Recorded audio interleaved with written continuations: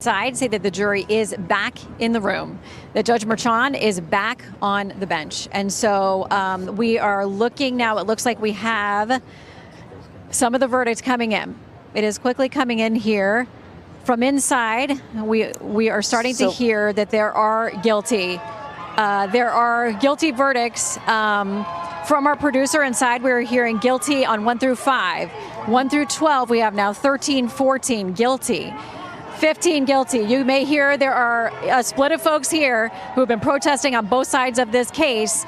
Some cheer, some boos, as we are now getting the information from the jury. We're up to 18 counts, 19 guilty. Remember, we have 34 here, 20 guilty. And again, these counts were very similar, what they were looking at. It was different occurrences, essentially, of the same crime, a misdemeanor that was elevated by being linked to a felony, to an underlying crime. We are now 24 counts in, all guilty from inside. This is what we are hearing from our producers, up to 26 guilty. Now, remember, each of these counts could maximum have 4 years in jail. President Trump would be considered a first-time offender. These are non-violent crimes. So it seems that it is unlikely the judge would sentence him to prison. But we are now up to 31 counts guilty out of 34. 32 guilty, also coming in from inside the courtroom. Our producers now saying 33 and 34. They're saying guilty on all 34 charges.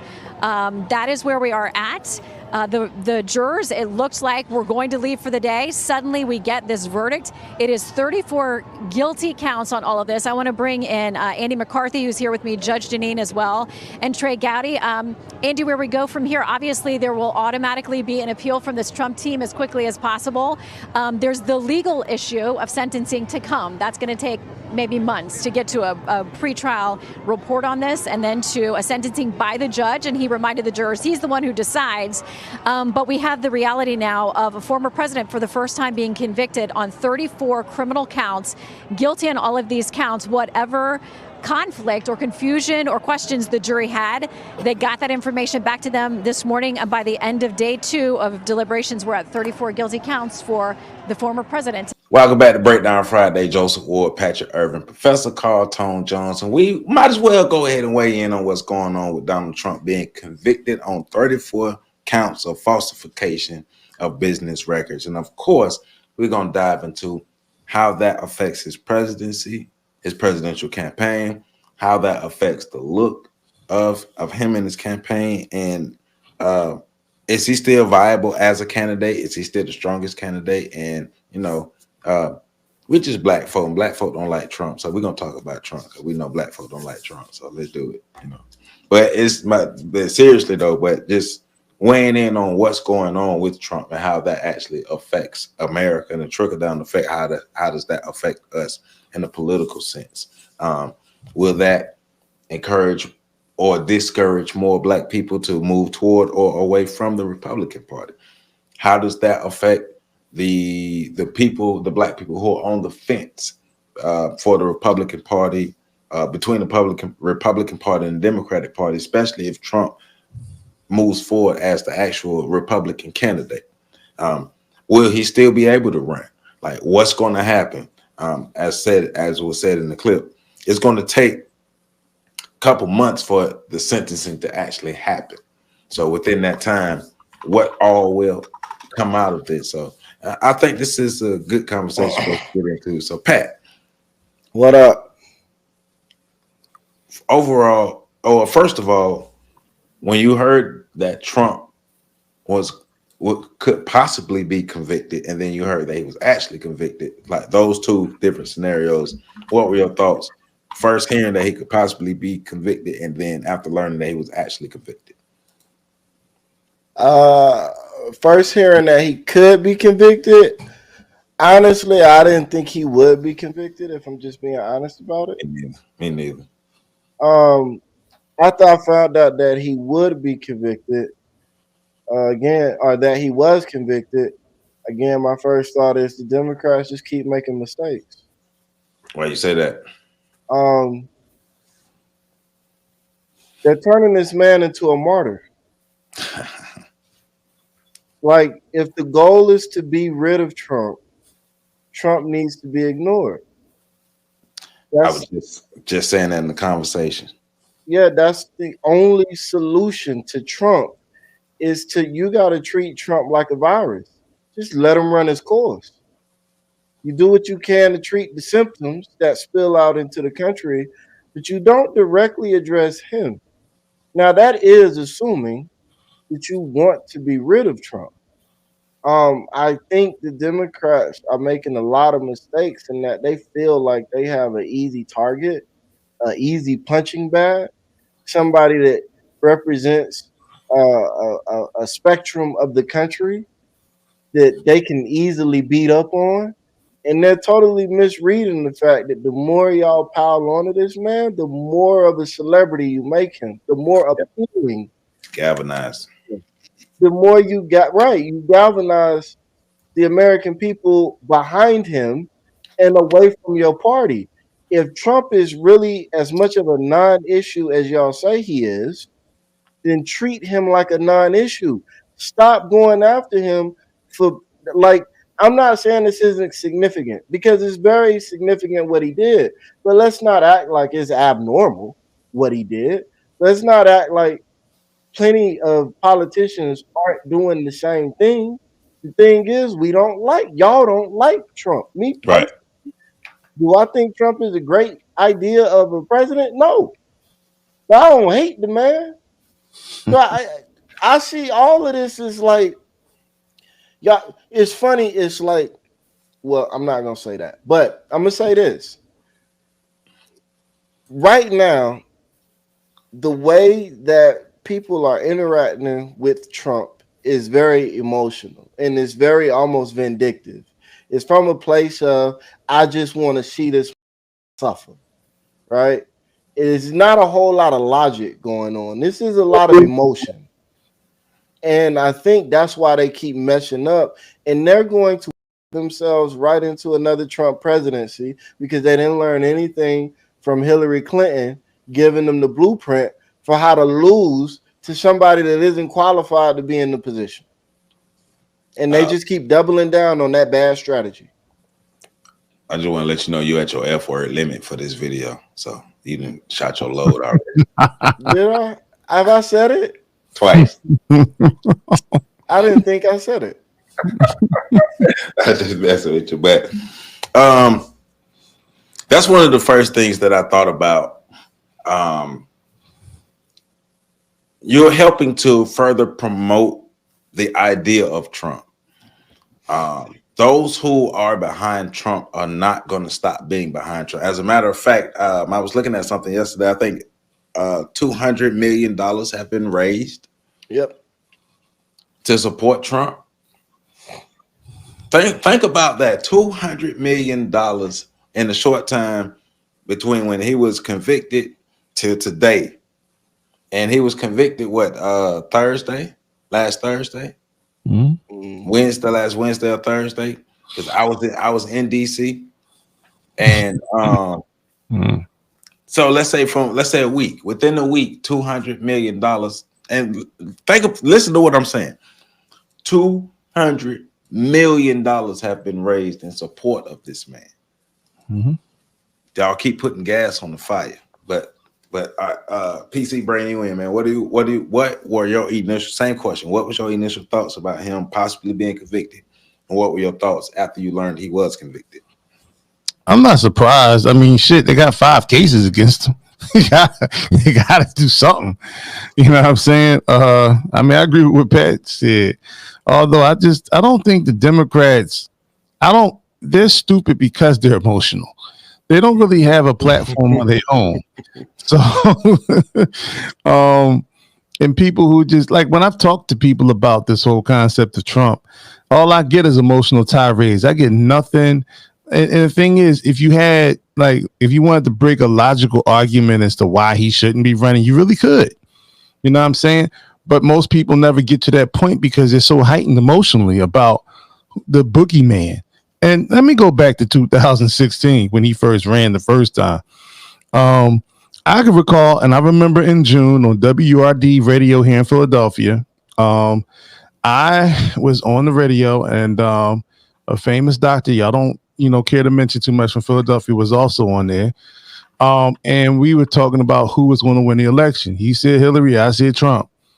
And the reason why I said Trump is because I lived outside of Philadelphia.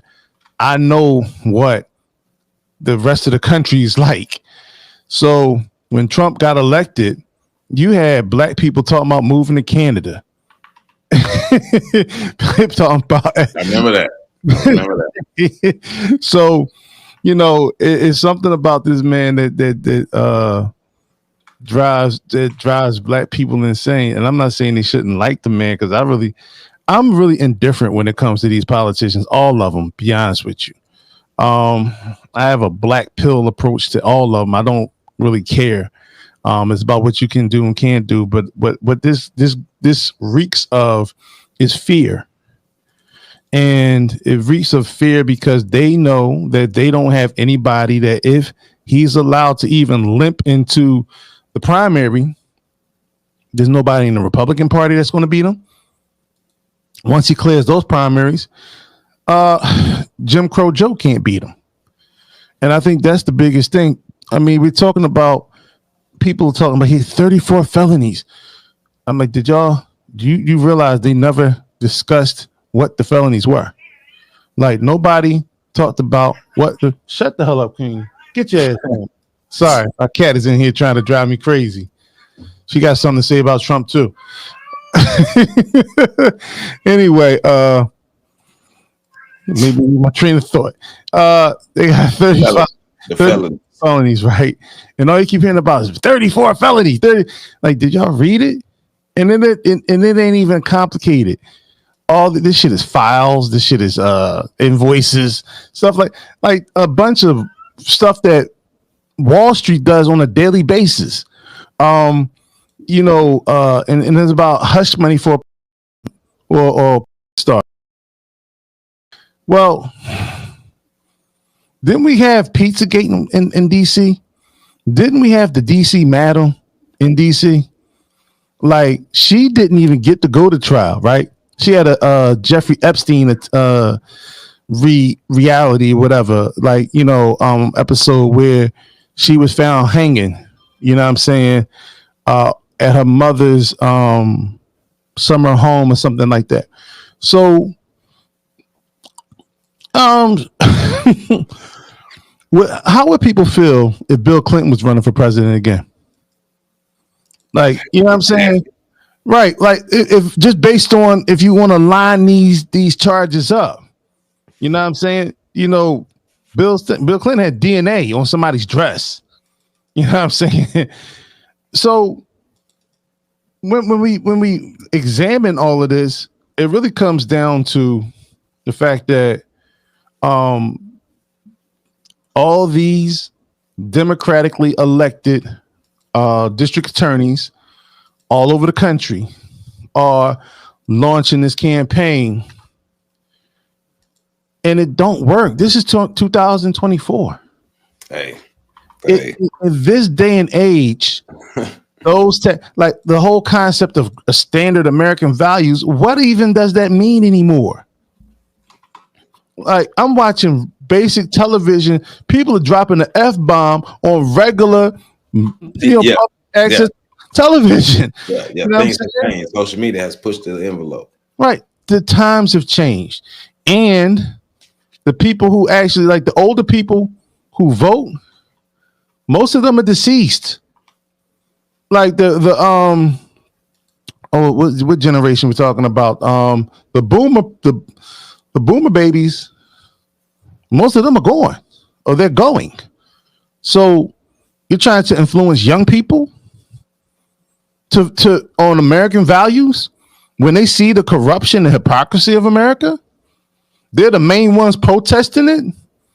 They're the ones who drive home this concept of being woke. And you're going to throw 34 felonies. I'm sorry. Hey. You know what I'm saying? I call cab, and I rest my case. I land my plane right there. So let me read this to you, because it says first. Let me find the first part. What was Trump convicted of? Trump was charged with 34 counts of falsification of business records in the first degree, which is a felony in New York. He pled not guilty when he was arraigned last year. In 2017, Cohen and Alan Weisselberg, an executive at the Trump Organization, reached an agreement on how Cohen would be repaid for $130,000 that he sent to Daniels in exchange for her silence.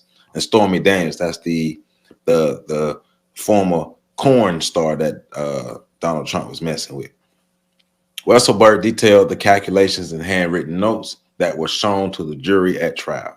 Cohen would receive $130,000 for the Daniels payment plus $50,000 intended for a technology company that did unrelated work for Trump.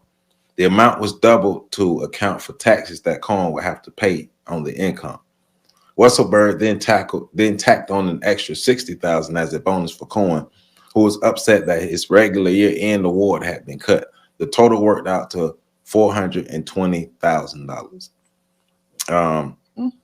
Then it says, why were the charges a felony? Under New York law, falsification of business records is a crime when the records are altered with an intent to defraud. To be charged as a felony, prosecutors must also show that the offender intended to commit another crime or aid or conceal another crime when falsifying records.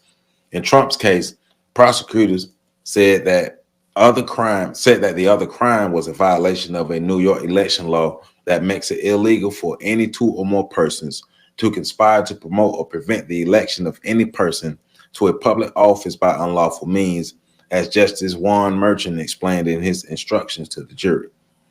What exactly those unlawful means were in the case was up to the jury to decide. Prosecutors put forth 3 areas that they could consider a violation of federal campaign finance laws, falsifications of other business records, or a violation of tax laws. Jurors did not need to agree on what the underlying unlawful means were, but they did have to unanimously conclude that Trump caused the business records to be falsified and that he did so with intent to defraud that included an intent to commit another crime or aid or conceal the commission thereof. So basically, they got him basically on falsification of records, conspiring to help or hurt something else within the campaign trail. So, because I'm curious to see what happens next. That's one of the reasons why I want to talk about this, because I'm curious to see what happens next. Like, he's being convicted 34 counts of falsification of business records. The sentencing is months away. There's a lot of back and forth. Money has been raised. Trump has come out and said things. The Democrats are saying things. The Republicans are saying things. One thing that I am recognizing about this is both the Republican and Democratic parties are weak right now. And Trump is the strongest, most visible, most polarizing candidate out of all the presidential candidates. And I wouldn't be surprised if these convictions didn't help to push him further up the ladder to be like the prime candidate. Huh? They absolutely will. Yeah. Because he's the prime candidate right now. Like, what other Republican or Democratic or Independent or Green Party, whatever, who's more? And I'm not saying when I say he's the prime candidate, I'm not saying he's the most qualified. No, he's the prime candidate, period. Like, there's no arguing that.